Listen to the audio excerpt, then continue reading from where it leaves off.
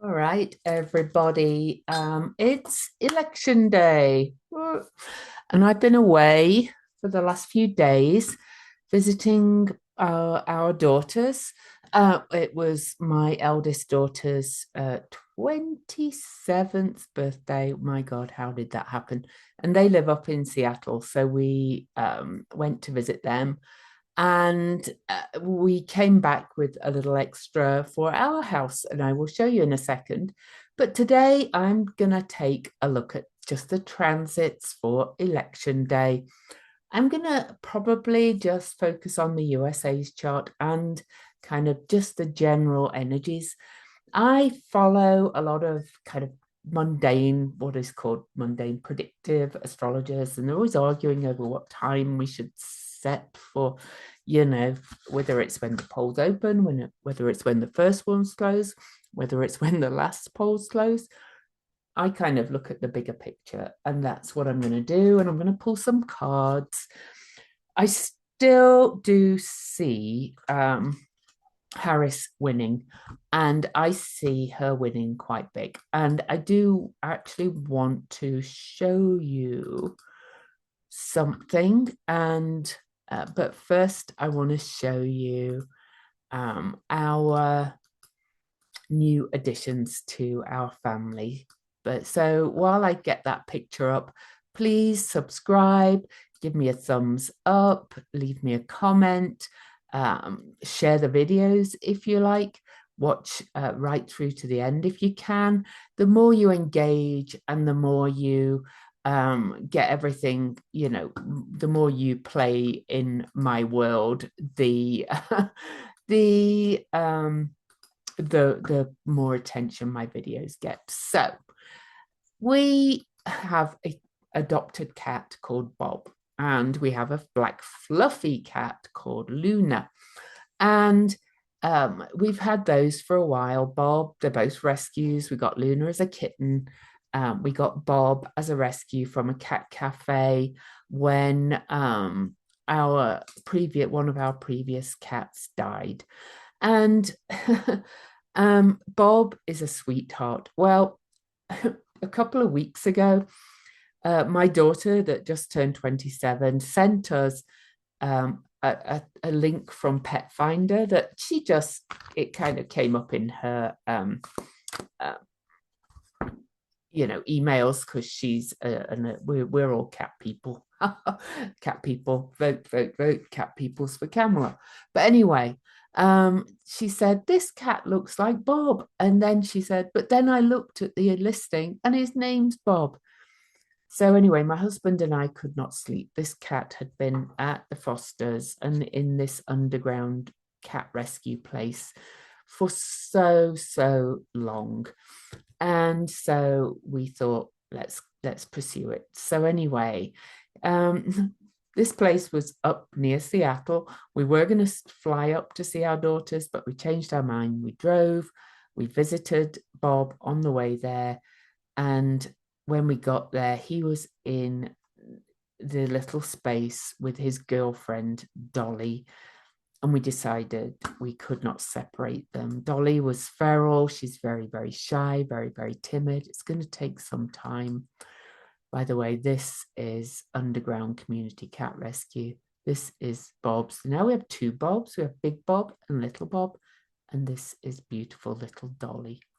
And we got home last night and we're nursing them into or loving them into our family. They're together in a little room on their own right now till they get over the journey and just get used to us and the smells. So, all right, so I'm going to shuffle the cards while I look at the chart. But this is okay.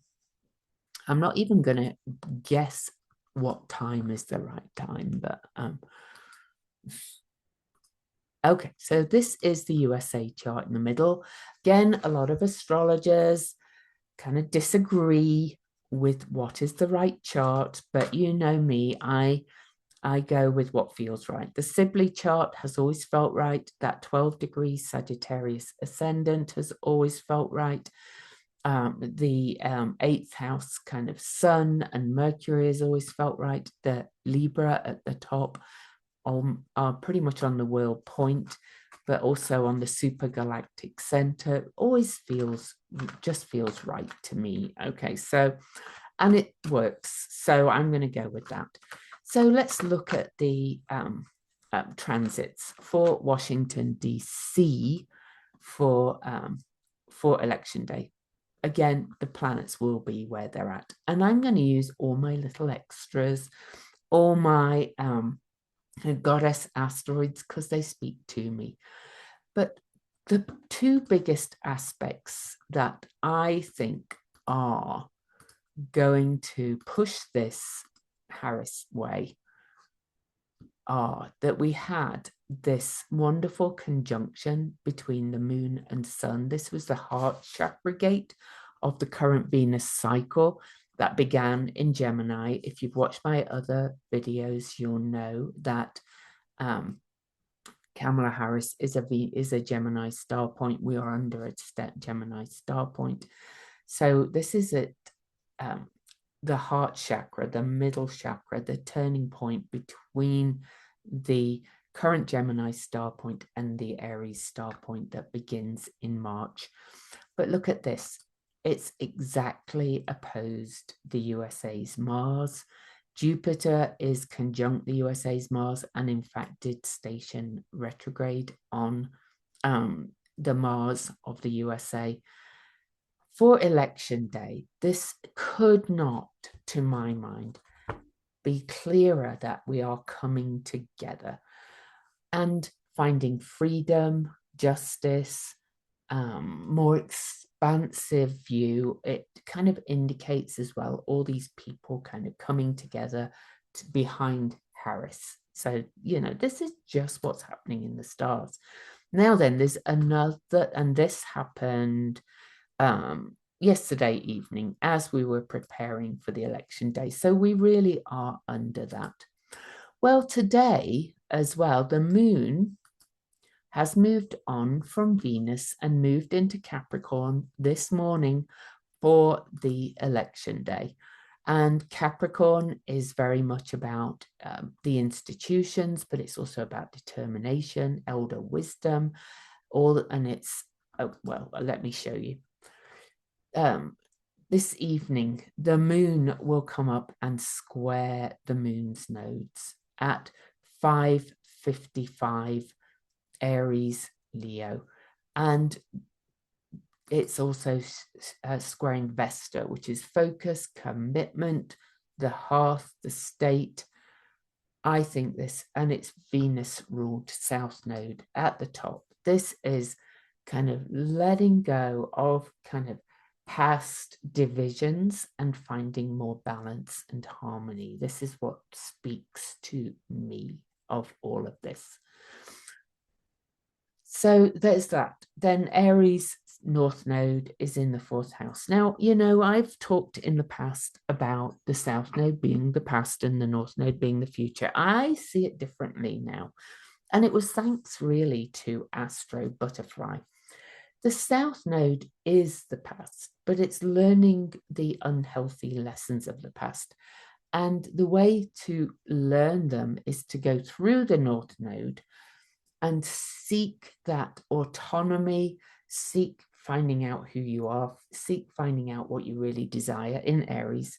And then what coming from that more courageous place of strength, moving back to that South Node and saying, I'm not going to play nice anymore. I'm not going to fence it.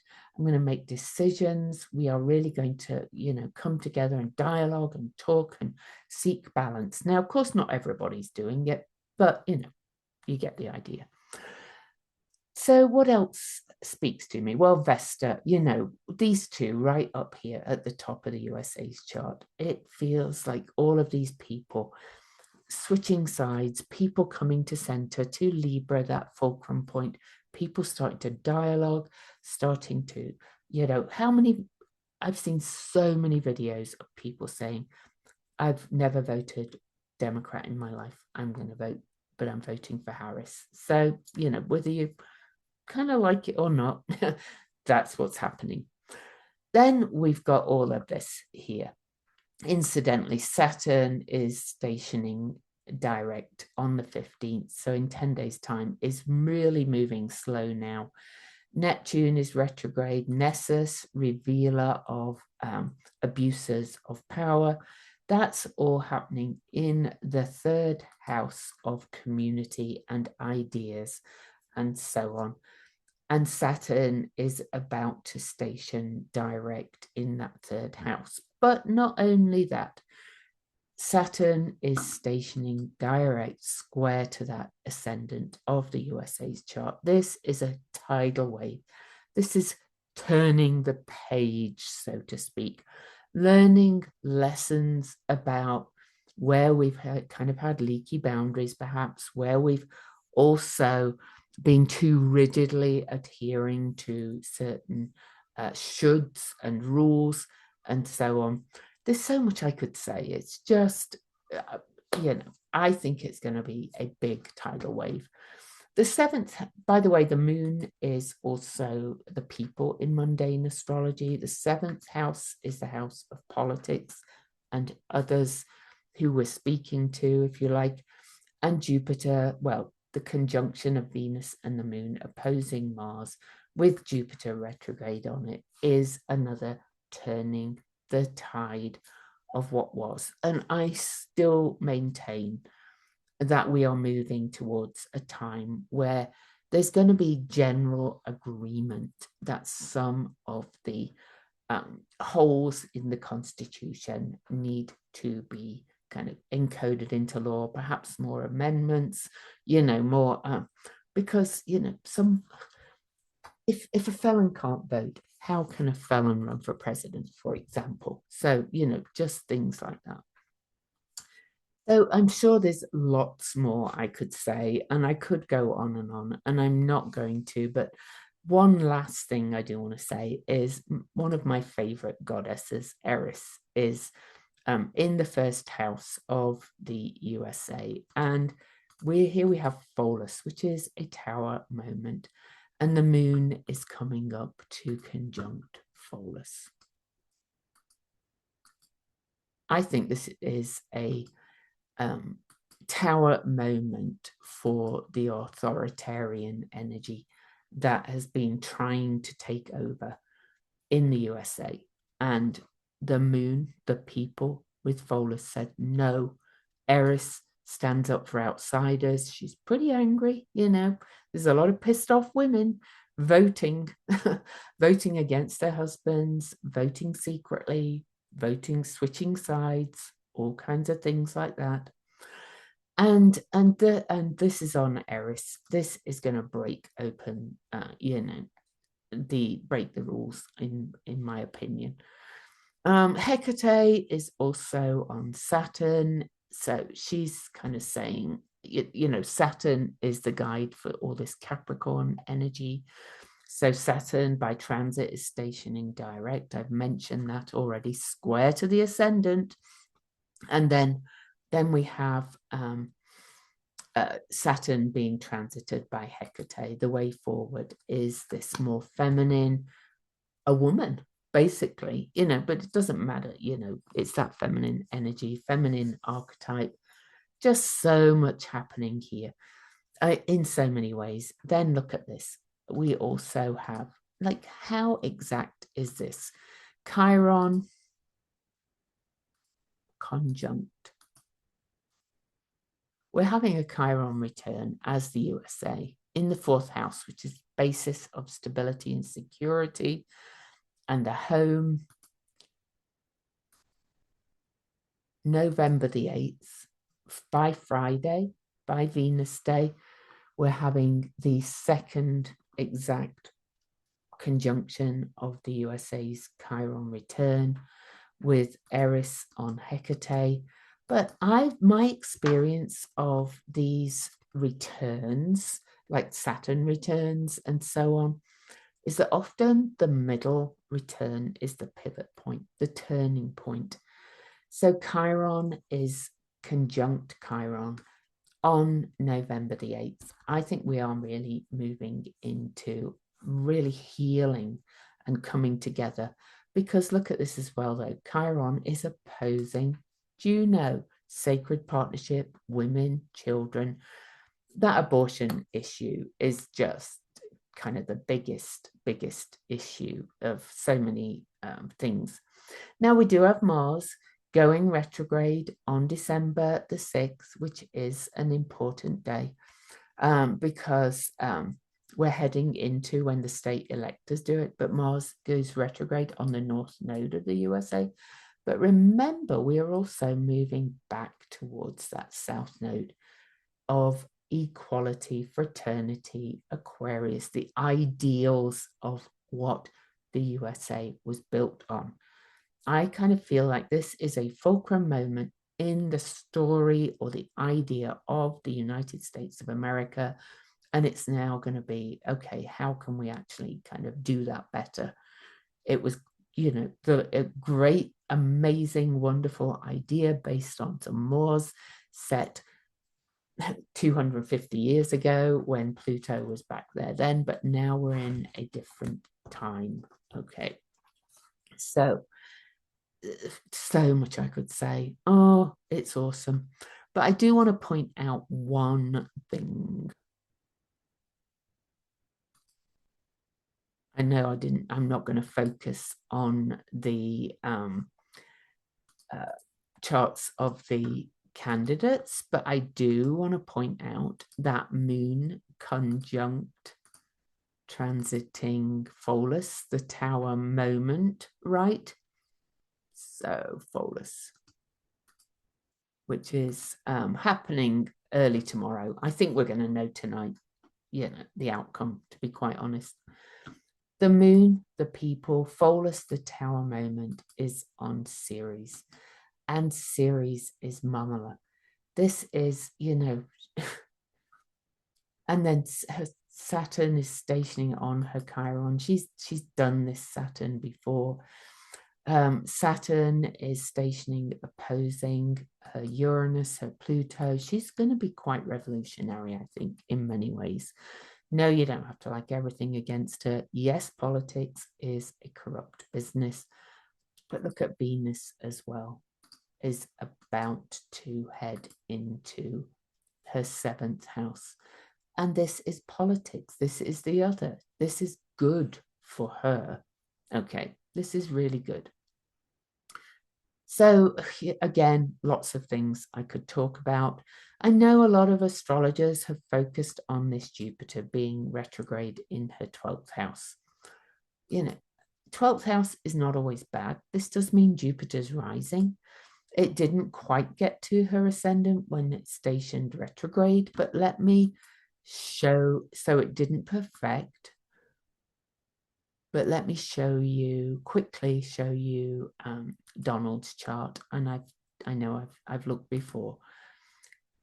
The Jupiter to his sun did not perfect even more. And so that is his sun, that is his core. This is who he is. And that's in his 10th house of public visibility. People are kind of really seeing now who he is. Okay, so, and this 7th house, Saturn, Neptune, Nessus retrograde, is revealing all we need to really know about him in many ways. Okay, so, and plus the South Node is on his Neptune. He's dissolved. He's kind of like gone in my eyes. So I do just kind of want to, let's say that the first polls finish around 8 p.m. or something. I don't know. This is like not very good mundane astrology, but I use my intuition with it. Cancer, perhaps rising, bringing the promise of a Cancerian country. The Moon and Pholus and Ceres saying, we're done with authoritarians kind of trying to control us and tell us what to do, particularly women and marginalized people. So let's have some, let's just have some cards. I suspect we'll actually know by tomorrow morning who has won. I do want to show you this map while I pull cards. This is a forecast map by somebody called Christopher Bouzy, B-O-U-Z-Y. And I follow a couple of other people who are not quite as bullish as he is, but I've also followed him closely for quite a while, and he was spot on in 2020 and he was spot on in 2022, and he forecasts 360 electoral college votes and 155 to Republicans. He predicts Florida will turn blue, Georgia will turn blue, Pennsylvania will turn blue. He still has Iowa and whatever that, Ohio, is that? Yeah. Oh, Ohio is a bit of a toss-up. He still has Texas leaning red, but it, you know, it's still a bit tight between Ted Cruz and so on. But that's in the Senate, actually. But anyway, you can see that's his forecast. Now, the other people I follow, their forecasts are for her to win too. A bit more cautious, but enough to take the presidency, the House, and the Senate, which is what she will need to get anything done. All right, let's pull some cards on that. I'm kind of going to say how we started the morning. Oh.